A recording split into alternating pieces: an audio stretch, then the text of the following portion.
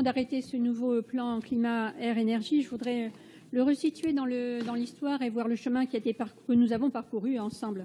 En fait, il y a eu la première mission énergie en 2004, puis la mise en œuvre d'un agenda 21 en 2006. Le premier plan climat, lui, a été adopté en 2007. Et aujourd'hui, Nantes Métropole porte la voix des collectivités locales lors des négociations internationales et elle est présente lors des grandes étapes de négociations sur le climat. Ce chemin parcouru a été possible grâce à une action politique, mais grâce aussi à une richesse d'acteurs investis sur l'agglomération, et cela depuis des années. Ils bousculent et ils mènent eux-mêmes des actions. On en a eu la preuve ce matin avec les témoignages autour du grand débat sur la transition énergétique. Les élus ont besoin de cette dynamique pour décider et mener des politiques publiques correspondant aux enjeux et aux attentes. Avec ce nouveau plan climat-air-énergie, nous voulons mettre en œuvre une écologie grand format qui allie une ambition politique et des actions concrètes.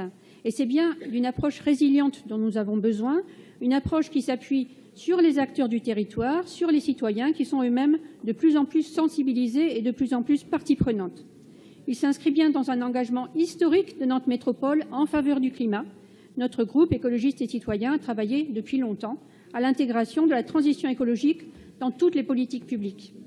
Mais je voudrais insister sur l'axe santé, sur l'intégration de la question de la qualité de l'air dans ce nouveau plan, l'air étant considéré comme un marqueur en fait, de santé environnementale. Il n'y a pas de métropole en transition sans préservation de la qualité de l'air.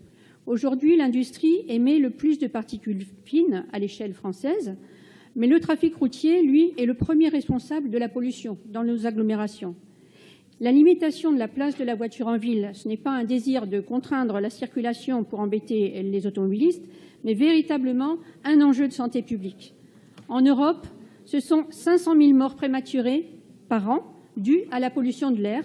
Et à cela, il faut ajouter les maladies respiratoires occasionnées qui accompagnent une réduction d'espérance de vie, une espérance de qualité de vie en tout cas. À Nantes Métropole, il n'y a jamais eu autant de pics de pollution que durant l'année 2017. Les populations fragiles n'ont jamais autant souffert d'allergies. L'Organisation mondiale de la santé, l'OMS, préconise de développer des environnements de vie favorables à la santé en considérant la santé comme un indicateur de réussite pour les politiques publiques. Comme le rappelait dernièrement la présidente de l'Eden, je la cite, « Si nous mettons la santé des habitants au cœur de nos choix politiques, nous avons toutes les chances de prendre des décisions vertueuses, respectueuses de l'intérêt général et du long terme. » Et cela passe par des réponses adaptées de la part de la collectivité pour accompagner les changements. Merci.